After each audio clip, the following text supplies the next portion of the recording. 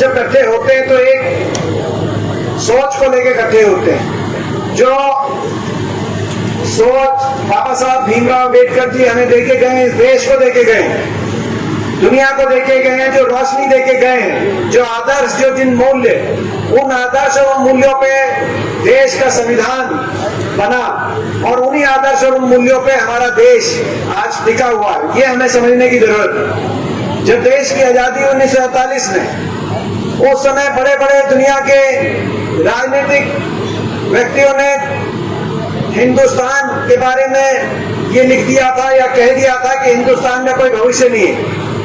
Winston Churchill, Britain के, United kingdom के उस समय के बहुत पावरफुल प्राइम मिनिस्टर रहे, उन्होंने कहा था कि कुछ हफ्तों के अंदर हिंदुस्तान बिखर जाएगा। इतनी विभिन्नताएं हैं हिंदुस्तान में जितनी यूरोप में भी नहीं है, उतनी भाषाएं, उतने धर्म हिंदुस्तान में है। ये मात्र कुछ हफ्तों के अंदर इस देश के टुकड़े टुकड़े हो जाएंगे। आकलन था अमेरिका से लेकर चीन तक, देशों का आकलन यही था, भविष्यवाणियां थी। हिंदुस्तान के बारे में अच्छी भविष्यवाणियां नहीं थी। उस समय देश आजाद हुआ और एक बड़ी चुनौती थी कि आजाद तो हो गए, मगर किस ग्रंथ से हम सारा देश एक सूत्र से बनेगा, कौन सा वो ग्रंथ होगा। और संविधान सभा की स्थापना हुई, ड्राफ्टिंग कमेटी बनी बाबा साहब भीमराव अम्बेडकर जी के नेतृत्व में। मुझे गर्व है कि उस ड्राफ्टिंग कमेटी में 18 सदस्य थे, जिसमें बाबा साहब के नेतृत्व में नेहरू जी, सरदार पटेल, मौलाना आजाद, डॉक्टर राजेंद्र प्रसाद और उन सब के साथ हमारे इस इलाके के चौधरी रणबीर सिंह जी को भी उस ड्राफ्टिंग कमेटी के अंदर एक सदस्य के रूप में शामिल होने का अवसर प्राप्त हुआ। और उस संविधान सभा ने, उस ड्राफ्टिंग कमेटी ने 3 साल मेहनत करी और 3 साल के बाद एक देश के ऐसे संविधान को देश को दिया जो मैं मानता हूं दुनिया का सबसे खूबसूरत किताब। 3 आदर्शों पे, 3 सिद्धांतों के आधार पे जो देश का संविधान दिया, जो बाबा साहब कहते थे 3 सिद्धांत। पहला सिद्धांत बराबरी, एक कदम से बराबरी। टाटा, बिरला, अदानी, अंबानी से लेकर देश के सबसे गरीब आदमी तक संवैधानिक हक सबके बराबर है। ये एक ऐसा सच जो ईश्वर ने, जब कोई बच्चा जन्म लेता है तो हर बच्चा बराबर होता है। ये ईश्वर ने एक सच को, एक प्राकृतिक सच है, मगर उसको संवैधानिक रूप में लागू करने का काम। पहला बराबरी। दूसरा स्वतंत्रता। स्वतंत्रता का मतलब केवल अंग्रेजों से स्वतंत्र भारत होना नहीं। स्वतंत्रता का मतलब सोच की स्वतंत्रता, अभिव्यक्ति की स्वतंत्रता, कामकाज पूरे देश में कहीं जाके किसी काम को करने की स्वतंत्रता, धर्म, पंथ, किसी भी धर्म या पंथ में विश्वास रखने की स्वतंत्रता, ऐसी स्वतंत्रता। मगर तीसरा मूल मंत्र भी दिया जो बहुत से संविधानों में नहीं है। देश दुनिया के और बाकी संविधानों की तुलना करें हम तो तीसरा मूल मंत्र दिया कि हाँ, बराबरी भी होनी चाहिए, स्वतंत्रता भी होनी चाहिए, मगर बराबरी और स्वतंत्रता के साथ साथ भाईचारा, इक्वालिटी, फ्रीडम एंड फ्रेटर्निटी, भाईचारा। तीसरा मूल मंत्र बाबा साहब ने दिया कि ये 3 मूल मंत्र, क्योंकि अगर बराबरी और स्वतंत्रता होगी मगर आपस में लड़ेंगे, भाईचारे के साथ नहीं चलेंगे तो देश आगे नहीं बढ़ पाएगा। तो तीसरा मूल मंत्र भी उतना अनिवार्य। भाईचारे 3 आदर्शों के साथ, इनके आधार पर संविधान की रचना हुई।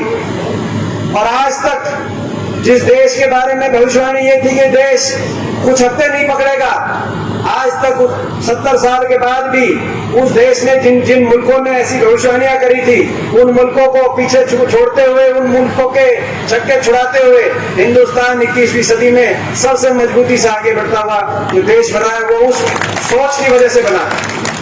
क्योंकि हम सोचते नहीं है कि बहुत से लोग ऐसे हैं, राजनीति के अंदर कई ऐसे लोग हैं जो कहते हैं 70 साल में कुछ नहीं हुआ, और हम आके 70 साल में देश का संविधान बना सबसे पहले, और उस संविधान के आधार पर इतनी विभिन्नताओं वाला देश एकजुटता के साथ आगे बढ़ा जो 21वीं सदी में आज दुनिया के अंदर सबसे। अगर आप उस संविधान को तोड़ने की बात करते हो और कहते हो 70 साल में कुछ नहीं हुआ, आप उस संविधान को ही कायम रखो, उन संवैधानिक हकों को और उन संवैधानिक अधिकारों को जूं का तूं आप अगर रखोगे तो भी देश आगे बढ़ता रहेगा। पर आप बराए मेहरबानी जो है ये हमें बताने का काम मत करें, आप संविधान को ही कायम रखें, आज हम उनसे कहना चाहते हैं। मगर बाबा साहब ने एक और बात कही थी, जिस दिन आखिरी दिन था संविधान सभा 24 जनवरी 1950, 26 जनवरी को हमारा देश 26 जनवरी 1950 में संविधान लागू हुआ।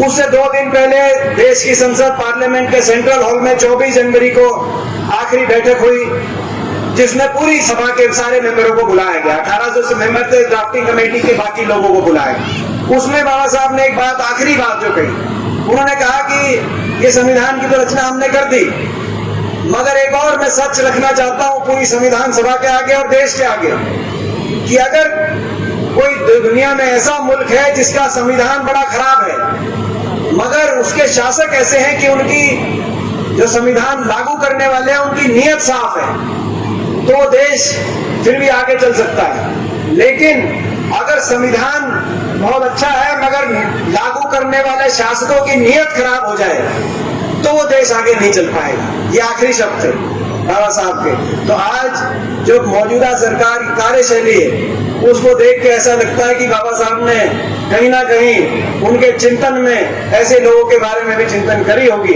कि जो संविधानिक आज जो एक एक करके संवैधानिक हकों पे प्रहार जो देश के अंदर हम देख रहे हैं, संवैधानिक संस्थाओं पे प्रहार देख रहे हैं, स्वतंत्रता की जो भावना थी, अभिव्यक्ति की, धर्म की, पंथ की स्वतंत्रता, उस पे हम प्रहार हम देख रहे हैं। जो पिछड़े और शोषित वर्गों के लिए जो अधिकार सरकारी क्षेत्र में जो अधिकारों की और बाकी सारे अधिकार दिए गए थे उन पे हम आक्रमण जो देखते हैं तो मन में पीड़ा होती है। मैं आप सबके बीच में एक बात कहना चाहता हूं, मगर ये देश, इस देश की जो देश का जो संविधान है वो इस देश की मूल भावना है, उस मूल भावना को प्रदर्शित उस संविधान के अंदर किया गया है। कोई देश की मूल भावना को नहीं बदल सकता। ये देश की आजादी की भी मूल भावना थी, संविधान की भी, और बाबा साहब के दिए गए आदर्श है। इस संविधान को किसी भी कोई व्यक्ति हो, कोई सरकार हो, कोई राजनीतिक शक्तियां हो, इस संविधान को 1 इंच भी हम बदलने नहीं देंगे। लड़ाई लड़ेंगे इस संविधान को जूं का तूं रखने के लिए। कि हमारे देश के महापुरुषों ने बड़े बलिदान देकर इस संविधान तक हमें पहुंचाया था। तो मैं आज आप सबको एक बार फिर अपनी तरफ से बहुत बहुत शुभकामनाएं देता हूं। बातें बहुत थी कहने की इस सरकार के बारे में, जो हरियाणा का जो भट्टा बिठा दिया, इस सरकार के बारे में मैं बहुत कुछ कह सकता हूं। 7 साल हो गए, 7 साल के बाद ये जो बीजेपी सरकार, एक समय था कि विकास का पहिया तेजी से घूमता था। रोहतक की बात हो या हरियाणा की बात हो, देश में सबसे तेजी से आगे बढ़ता हुआ प्रदेश था। कहीं IMT बन आ रही थी, इंडस्ट्रियल मॉडल टाउनशिप, तो कहीं मेट्रो आ रही थी, कहीं 4 लेन के हाईवे आ रहे थे, तो कहीं यूनिवर्सिटी आ रही थी, कहीं स्टेडियम खेल के बन रहे थे, तो कहीं यूनिवर्सिटियां बन रही थी। बाबा साहब भीमराव अम्बेडकर यूनिवर्सिटी के नाम से यूनिवर्सिटी स्थापित की गई अपनी सरकार में, सोनीपत के अंदर आपने देखा। तो जो है अपना मूर्तन के अंदर छोटूराम के नाम से यूनिवर्सिटी स्थापित की गई, लाला लाजपत राय के नाम से हिसार में उस समय यूनिवर्सिटी स्थापित की गई। तो पंडित जो है अपना हमारे लकीराम शर्मा जी के नाम से, तो पूरे प्रदेश के अंदर एक एक करके जो यूनिवर्सिटीज और ढांचा तैयार किया जा रहा था। दुख की बात यह कि सरकार ने, जो मौजूदा सरकार हरियाणा सरकार, इसने हरियाणा को पटरी से इतना उतार दिया इन 7 साल में कि आज वो प्रदेश जो विकास की तरफ सबसे तेजी से बढ़ता हुआ नंबर 1 का प्रदेश था, आज बेरोजगारी में नंबर 1 का प्रदेश बन गया। निवेश हुआ नहीं, बेरोजगारी में हरियाणा का नंबर 1 का मतलब नहीं बनता। दिल्ली के 3 तरफ हमें सबसे ज्यादा निवेश हरियाणा में होना चाहिए पहले तो। आज यूपी, बिहार, जम्मू कश्मीर से ज्यादा बेरोजगारी हरियाणा के अंदर। और नए काम करने की बात तो दूर है, सोच, मुझे दुख इस बात का, मुझे दर्द इस बात का होता है कि एक सोच होती है कि कैसे आगे लेके जाएंगे। नया काम तो छोड़ो, पुराने भी जो मंजूरशुदा प्रोजेक्ट थे यूं के यूं कैंसिल हो गए। मैं उदाहरण केवल आपको 2 देता हूं, उससे आप मेरा दर्द समझना। महम के अंदर मैंने एयरपोर्ट मंजूर कराया था, आपको पता है, जो इंटरनेशनल एयरपोर्ट अब जेवर में बन रहा है उत्तर प्रदेश में। मुख्यमंत्री जी के नाम के तरफ से दर्द के 2 शब्द भी नहीं आए जब यहाँ से मंजूर हुआ एयरपोर्ट। आज इंटरनेशनल एयरपोर्ट महम में बन रहा होता बहादुरगढ़ से मेट्रो रोहतक होकर IRTS मैम तक जुड़ रहा होता, इंडस्ट्री IMT जो रोहतक में थी, एक IMT मदीना के अंदर जो बन रही थी, वो IMT मदीना में बन रही होती, आगने वाली हमारी पीढ़ी का क्या भविष्य हो सकता है, आप ये सोच सकते थे। इस सोच के साथ चले थे, उस सोच में कितना बड़ा पंचर कर दिया इन लोगों ने, वो सोच ही नहीं है।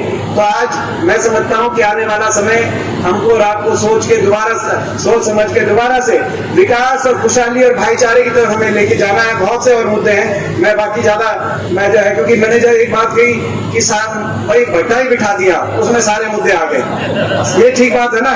किसान भी सड़क पे है, कर्मचारी भी सड़क पे है, हमारे जो है यहाँ तक कि छोटा व्यापारी भी आज जो है उसकी आर्थिक मंदी से इतना परेशान है, वो भी जब अपनी दुकान में बैठता है तो अगर कोई उससे कुछ मांगने आ जाए, कोई गरीब आदमी, जैसे जो है पहले गला भरा रहता था, कुछ गरीब आदमी को भी देता था, कोई मांगने आ जाए तो अपना पढ़ा हुआ अखबार नजर फेर के दोबारा से पढ़ने लग जाता है। यही बात है कि नहीं, ये चल रही है। ये आज इन्होंने इतना बुरा हाल कर दिया, तो दोबारा से प्रदेश को बचाना पड़ेगा और दोबारा से तो हर वर्ग मैं समझता हूँ। तो मैं आखिर में, क्योंकि मैं 4 नारे देता हूँ, उसमें सारी बात आ गई जो हमने कही। जय भीम से शुरू करेंगे, ठीक है, जय भीम। और यहाँ पे ये जो अपना मैं बधाई देता हूँ डॉक्टर अनिल को भी और सभी को, आप सबको, क्योंकि यहाँ पे हमने शुरुआत करी थी एक सोच के कि कोई अच्छी संस्था यहाँ पे बने, आपने उसको आगे बढ़ाकर यहाँ तक पहुँचाया है। और इतना जो एक प्रांगण, इतना जो है खुशहाल प्रांगण यहाँ पे देखने को मिलता है, संस्था का जो रख रखाव यहाँ पे इतना अच्छा देखने को मिलता है, व्यवस्थित देखने को मिलता है। मैं उसके लिए पूरी कमेटी को और छत्तीस बिरादरी पूरे समाज को अपनी तरफ से बहुत बहुत बधाई देता हूँ, ये जो इस यहाँ संस्था को यहाँ तक आपने पहुँचाया। और दुख की बात यह है कि इसको भी छीनने के प्रयास हो रहे हैं सरकार द्वारा। दुख की बात है कि इसको बारी प्रयास होए, मगर कोई बात नहीं, बिगाड़ने वाले से बचाने वाला ज्यादा जो है, तो भगवान और पे हम विश्वास रखेंगे, तो ये इनको इस पे डिस्टर्ब नहीं करने देंगे। मगर एक बात जो हमने सोची थी कि यहाँ पे एक रिसर्च सेंटर, यहाँ पे बाबा साहब जो पिछली बार 2 साल पहले जब हम लोग आए थे, बत्रा साहब, शकुंतला जी, गीता जी, हम लोग बैठ के हमने डिस्कशन किया था कि यहाँ पे एक बड़ा रिसर्च सेंटर बने ताकि बच्चों के लिए पढ़ाई का एक केंद्र बन सके और पूरे रोहतक के लिए एक बड़ा केंद्र, चाहे वो हम यूनिवर्सिटी से कनेक्ट करें, मगर एक बड़ा रिसर्च सेंटर यहाँ पे बने। तो वो उस सोच को लेके चलेंगे। आज दोबारा से मैं उस संकल्प को दोहराता हूँ। थोड़ी सी कसर रहेगी, जब 2 साल पहले आए थे तो उम्मीद थी कि भाई इस बार आपकी सरकार आ जाती तो अभी उस रिसर्च सेंटर का यहाँ पे फाउंडेशन स्टोन रख रहे होते, मगर कोई बात नहीं, वो थोड़ी बहुत कसर रह गई। लोगों ने तो बहुत साथ दिया, आपने बहुत साथ दिया, मगर कुछ हरियाणा के अंदर जेजेपी पार्टी टाइप के ऐसे लोग थे जिन्होंने बीजेपी की सरकार बना दी, नहीं तो लोग नहीं चाहते थे सरकार बने।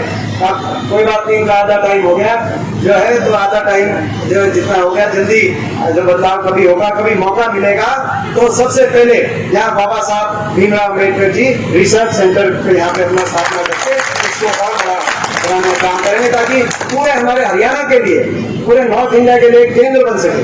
तो मैं आखिर में एक बार फिर मैंने कहा भाई कुछ ऐसे नारे जिसमें सारे आ जाएंगे। हमें ये भी पता है कि हमारा किसान 4.5 महीने से धरना स्थलों पे है, 300 जानों की कुर्बानी के बाद आज मैं बधाई देता हूँ कि भाई आज जो SC/ST एक्ट के अंदर जिन्होंने अपनी जान कुर्बान करी, उनको भी हमने यहाँ पे श्रद्धांजलि दी, और किसान आंदोलन में जिन्होंने अपनी जान कुर्बान करी, उनको भी यहाँ पे श्रद्धांजलि दी। इस बात के लिए आप बधाई के पात्र हैं। तो भाई मैं नारा जो लगवाऊंगा उसमें सारे आ जाएंगे। जय भीम से शुरू करेंगे, जय भीम, जय जवान, जय किसान, जय संविधान और जय हिंदुस्तान। ठीक है ना? तो भाई शुरू करेंगे जय भीम से। जय भीम, जय भीम, जय भीम,